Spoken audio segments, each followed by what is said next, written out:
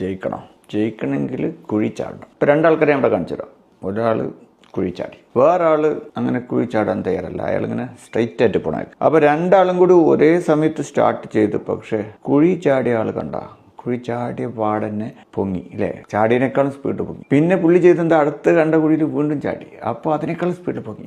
അപ്പോൾ ആ കുഴി ചാടിയ ആളിങ്ങനെ വേഗത്തിൽ പോയിക്കൊണ്ടിരിക്കുക. അഥവാ കുഴി ചാടാൻ തയ്യാറല്ലാത്ത ആളോ ഇങ്ങനെ പതുക്കെ പോയിക്കൊണ്ടിരിക്കുക. അപ്പോൾ ജയിക്കണമെങ്കിൽ ഇപ്പോൾ കുഴി ചാടണ്ടേ. ഇത് ജീവിതത്തിൻ്റെ ഒരു പ്രധാന തത്വമാണ് നമുക്ക് കാണിച്ചത്. ജയിക്കണമെങ്കിൽ കുഴി ചാടണം. കുഴി എന്ന് പറഞ്ഞാൽ ഇപ്പോൾ എന്തോ നമ്മൾ റിസ്ക് എടുക്കണ എന്ത് കാര്യമാവാം, വെല്ലുവിളി, അത് ബിസിനസ് ആവാം, അതല്ല നമ്മൾ പല സ്വപ്നങ്ങളും ഉണ്ടല്ലോ. അതൊന്നും നമ്മളിങ്ങനെ കുഴി ചാടാൻ തയ്യാറല്ലാത്തതുകൊണ്ട് ഇങ്ങനെ നോക്കി നിൽക്കുക. അങ്ങനെ നോക്കി നിൽക്കരുത്, വേഗം ചാടിക്കോണം. ചാടിക്കഴിഞ്ഞാൽ പൊങ്ങും, ഉറപ്പാണ്.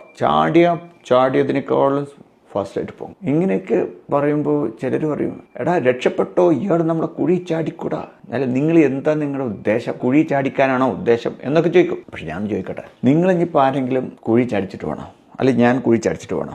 നിങ്ങളിപ്പോൾ ആൾറെഡി ഒരു കുഴിയിലല്ലേ, ഒന്ന് ആലോചിച്ച് നോക്ക്. നിങ്ങൾ കുഴിയിലാണ്. നമ്മൾ ആരെയും കുഴി ചാടിക്കേണ്ട ആവശ്യമില്ല. ജനിച്ച് വീഴുമ്പോൾ തന്നെ നമുക്കായിട്ടുള്ള കുഴി തയ്യാറാക്കി വെച്ചിട്ടുണ്ട്. അത് നമുക്ക് രണ്ട് ടൈപ്പ് കുഴിയാണ്. ഒന്നുകിൽ നമ്മളായിട്ട് ഉണ്ടാക്കുന്ന കുഴി, അല്ലെങ്കിൽ ജീവിതമാക്കി, അതായത് നമ്മൾ ചാടാൻ തയ്യാറല്ലാത്തതുകൊണ്ട് പിടിച്ചിടുന്ന ഒരു കുഴി. ആ ജീവിതമാകുന്ന പിടിച്ചിട്ട കുഴി എന്ന് പറഞ്ഞാൽ, ഇപ്പോൾ നമ്മൾ റിസ്ക് ഒന്നും എടുക്കാൻ തയ്യാറല്ലെന്ന് വിചാരിച്ചോ, അപ്പോൾ നമ്മളൊരു കുഴിയിൽ പെടില്ലേ. അത് റിസ്ക് ഒന്നും എടുക്കാൻ തയ്യാറല്ലാത്ത ആൾക്കാരല്ലേ ഏറ്റവും വലിയ കുഴിയിൽ കിടക്കുന്നത്. ആ ആൾക്കാരുടെ കുഴീൻ്റെ പേരെന്താ? മടികൊണ്ടുള്ള കുഴിയാണോ, മടിക്കുഴിയാണോ, കുഴിമടിയാണോ? കുഴിമടിയന്മാർക്കുള്ള പ്രശ്നം എന്താണെന്നറിയോ? നമ്മളിപ്പോൾ ഒരു കുഴിയിൽ നമ്മളായിട്ട് എടുത്ത് ചാടിയാൽ നമുക്ക് ചാടിയതുകൊണ്ട് നമുക്കറിയാം എന്ത് ചാടിയത് എങ്ങനെയാണെന്നറിയാം. അതുകൊണ്ട് നമുക്ക് കയറാനും പറയാൻ പറ്റും. അപ്പോൾ അടുത്ത കുഴി കണ്ടാൽ നമുക്ക് വീണ്ടും ചാടാം, അപ്പോൾ നമുക്ക് വീണ്ടും കയറാൻ പറ്റും.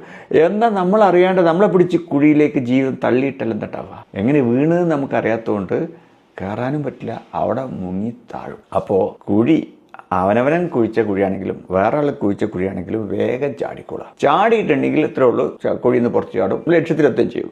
അല്ലെങ്കിൽ ജീവിതമായിട്ട് കുഴിച്ച കുഴിയിൽ നമ്മൾ റിസ്ക് എടുക്കാനും തയ്യാറല്ലാതെ ഇങ്ങനെ ജീവിതത്തെ ഇങ്ങനെ സംരക്ഷിച്ച് കൊണ്ട് നടക്കുന്ന ആൾക്കാർ പെടുന്നൊരു കുഴിയാണ്. ആ കുഴി എന്ന് പറഞ്ഞാൽ അതാണ് കുഴി, മറ്റത് കുഴിയല്ല. അതായത് നമ്മളായിട്ട് ചാടുന്ന കുഴിയല്ല. കുഴി എന്ന് പറഞ്ഞാൽ എന്താ, നമ്മൾ പെട്ടുപോകണം. ആ പെട്ടുപോണ സ്ഥലമല്ല, നമ്മളിപ്പോൾ പൊങ്ങും. നമ്മളായിട്ട് ചാടിയിട്ടുണ്ടെങ്കിൽ പൊങ്ങും. അതല്ല, ജീവിതമായിട്ട് നമ്മൾ ചാടിച്ചു കഴിഞ്ഞാൽ നമുക്ക് പോകാൻ പറ്റില്ല, നമ്മളതിൽ മുങ്ങിത്താങ്ങും. അപ്പോൾ ബെസ്റ്റ് എന്താ നമുക്കിപ്പോൾ ചെയ്യാൻ പറ്റുക? ചാടില്ലേ. ജീവിതമായിട്ട് പിടിച്ച് തള്ളിയിട്ടണ ഇതുവരെ നോക്കി നിൽക്കണോ, അതോ ചാടണോ? ഏതാ ബെസ്റ്റ് വഴി? നിങ്ങൾ പറ. ചാടാൻ തയ്യാറാണോ അല്ലേ?